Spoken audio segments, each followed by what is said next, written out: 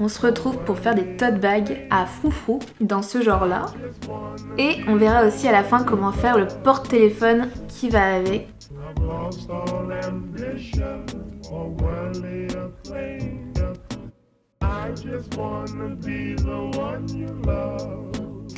Good morning! On se retrouve le jour d'après et on va faire aujourd'hui le porte-téléphone. J'ai déjà découpé toutes mes pièces. Ça va être un peu comme le sac, mais il y a quand même des détails qui vont changer. Mais je vais pas réexpliquer en détail ce qu'on a déjà vu pour le sac. Il y a un truc qui va changer, c'est que on va mettre de la mousse, un peu comme ça, dans le tissu pour que si vous baladez, votre téléphone ne cogne pas contre les objets, tout ça, pour le protéger. On va faire ça, mais sinon les pièces c'est à peu près ça, donc 4 pièces de tissu de votre choix, 2 pièces de mousse, il faut encore une bande pour les froufrous et une autre bande pour la anse. Alors moi j'ai fait pour mon téléphone, c'est un 13 mini, c'est un mini, je sais plus si c'est le 12 ou le 13.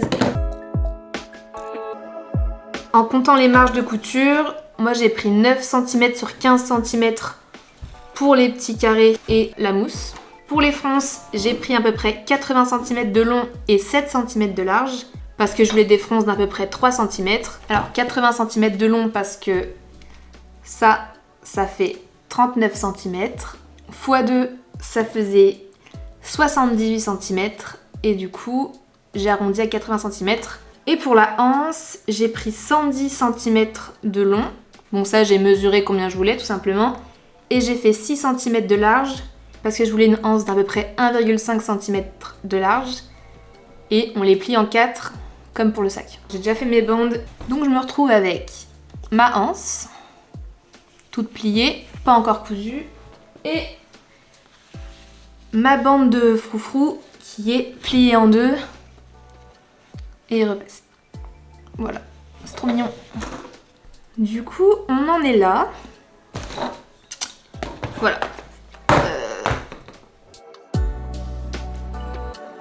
Donc là, je vais commencer par faire les 2 pièces pour la coque. Donc il faut que j'enferme en fait les 2 pièces de mousse entre le tissu. Et ensuite, je les assemblerai et je mettrai les froufrous. Du coup, je prends 2 pièces comme ça, que je mets envers contre envers. Encore une fois, là, j'ai pas d'endroit et j'ai pas d'envers, je crois. Et je vais juste coudre en haut.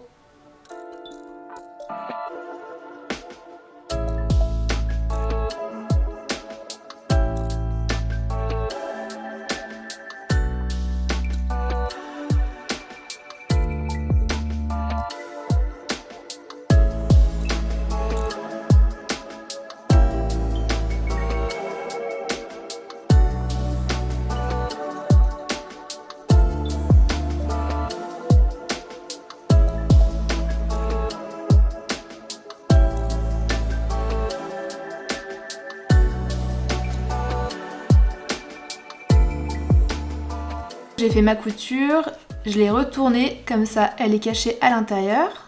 Et en fait, c'est là que je vais essayer de mettre la mousse à l'intérieur et de la coudre en sandwich. J'ai mis un petit coup de fer à repasser sur la couture pour que ce soit plus simple. Donc là, je vais essayer de coudre tout autour pour essayer de faire une espèce de petit matelas. Avant de coudre, j'ai tout épinglé et j'ai recoupé un peu la mousse pour qu'elle soit plus petite que les carrés.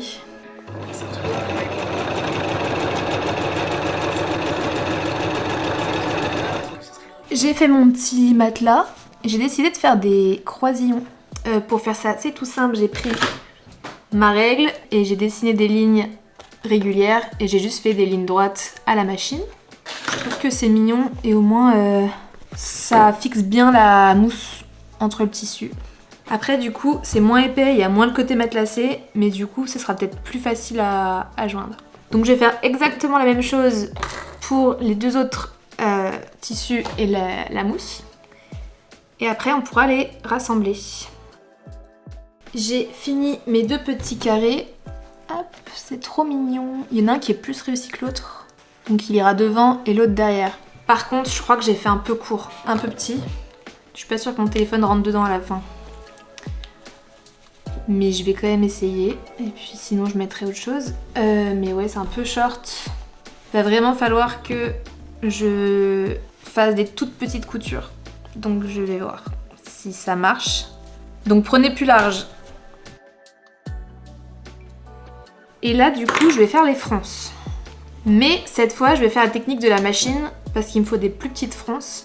Donc vous prenez les fronces et au lieu de faire le truc de l'aiguille, on fait 2 coutures tout le long sans point d'arrêt. Et après on pourra tirer sur les fils et faire le même principe que l'aiguille. Sauf qu'on le fait à la machine. Et vous prenez les points les plus larges.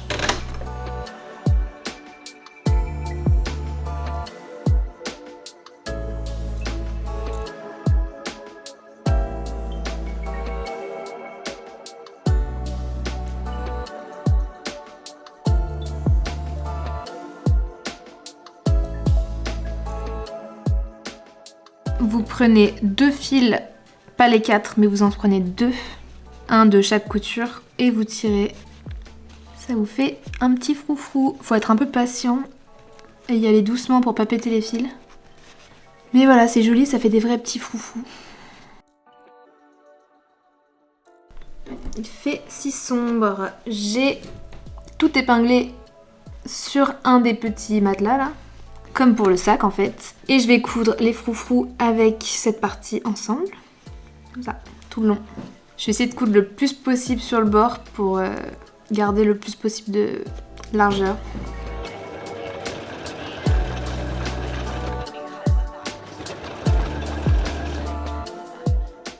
J'ai fini. Bon, il y a beaucoup de fils qui pendouillent. Mais là du coup, j'ai ma deuxième partie.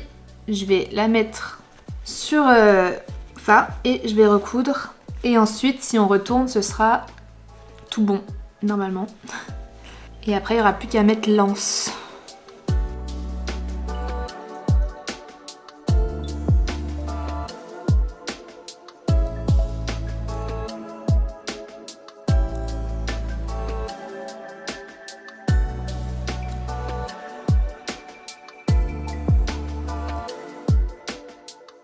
Voilà, j'ai fait mon truc donc j'ai peur de le retourner.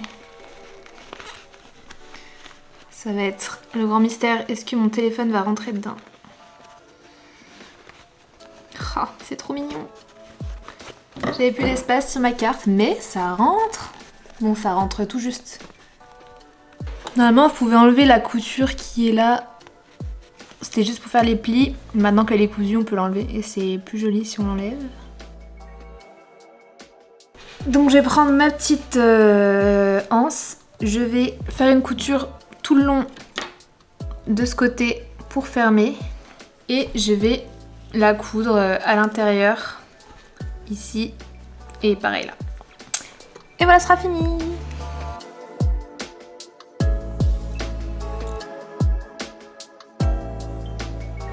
Pour accrocher la sangle à ça, je vais le faire à la main.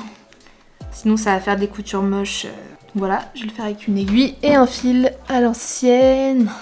Puis n'hésitez pas à faire beaucoup de points parce que bon, faut que ça tienne quand même.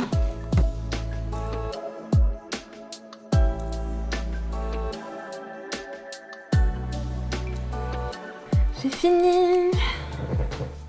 Ça, en point de vue difficulté, c'est plus compliqué que le sac je trouve. Parce que c'est un peu plus chiant et minutieux. Mais j'ai fini. J'ai mes 2 produits, franchement j'aime trop le sac. Si je fais un petit bilan de ces 2 projets, je dirais qu'en termes de facilité, moi je trouve ça plus facile le sac. J'espère que ça vous a plu, si c'est le cas abonnez-vous et je reviendrai bientôt pour une nouvelle vidéo. Gros bisous.